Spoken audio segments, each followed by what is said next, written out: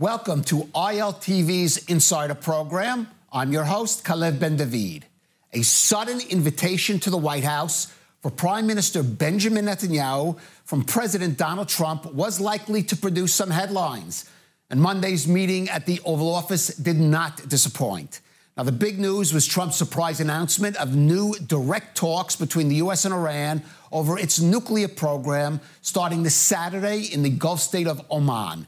The two leaders also discussing a proposal for a new deal to free more hostages from Gaza, Turkey's growing influence in Syria, and the new U.S. tariffs on Israeli exports. There's lots to break down, and with us to do so are Nadav Tamir. He's the former Consul General of Israel to New England and Boston.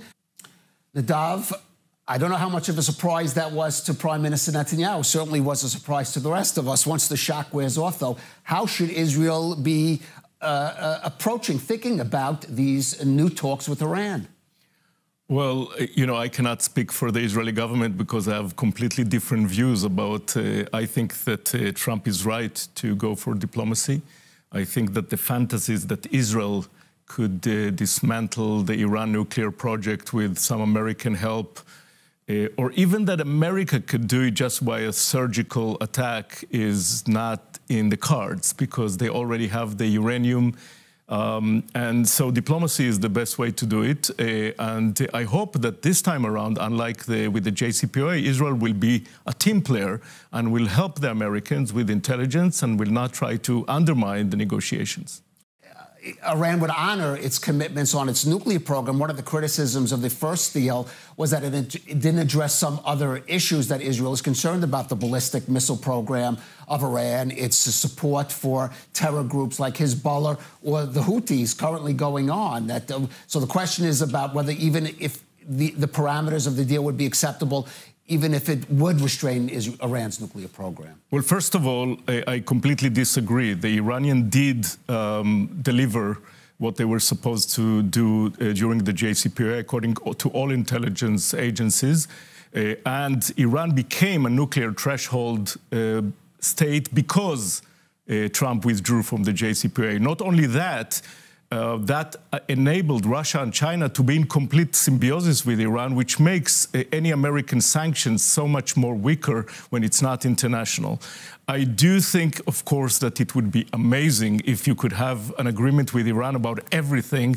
I don't know if it was in the cards then. I don't know if it's in the cards now.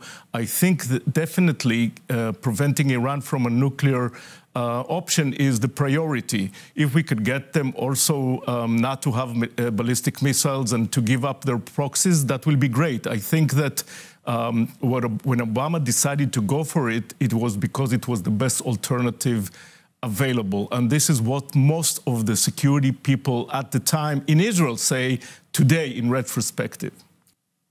Nadav, there is a new so-called compromise proposal being supposedly offered by the Egyptian mediators for the release of 8 living hostages and 8 bodies from Gaza. There was some people thought there might be the announcement, at least from Trump's side, of a new hostage deal or his desire. Your reaction? Were you disappointed that there wasn't?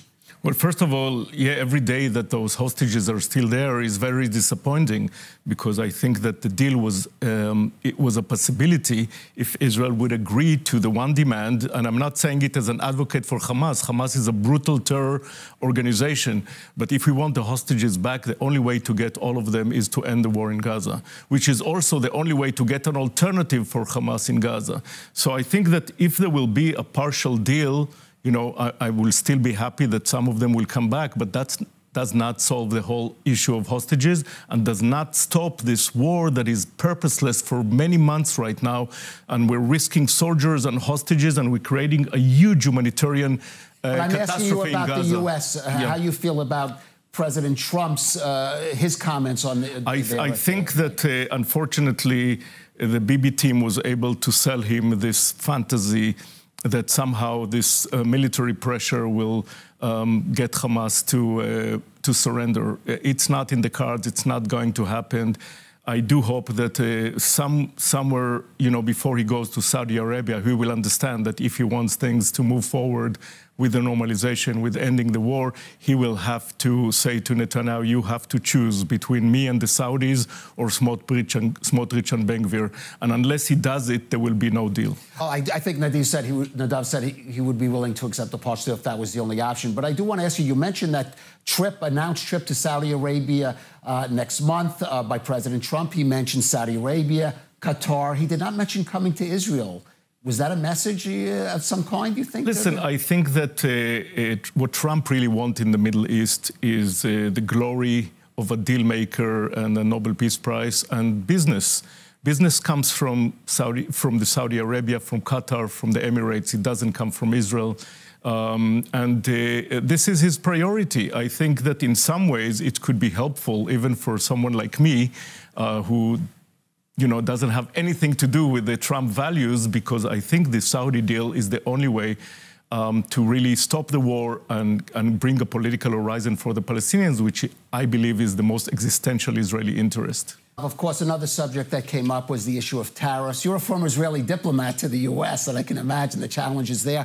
President Trump making clear that it's not enough for Israel to totally eliminate tariffs. He's concerned about that trade deficit between Israel and the U.S. It's $7.4 billion in Israel's favor. So you would expect a small country like Israel, and a poorer country than the U.S. certainly, to have that kind of trade, there to be a trade deficit. What, if anything, can Israel do to meet that demand? What will be the impact of this, and how much of a challenge is this for Prime Minister Netanyahu? Well, first of all, I think this whole tariff issue is something that Trump will have to reverse. I'm talking globally, not Israel specific. It's killing the American economy. It's not going to work. Even in the Republican Party, people who understand what it means economically, eventually we will tell Trump, listen, this is not going to work. Eventually, a lot could I know.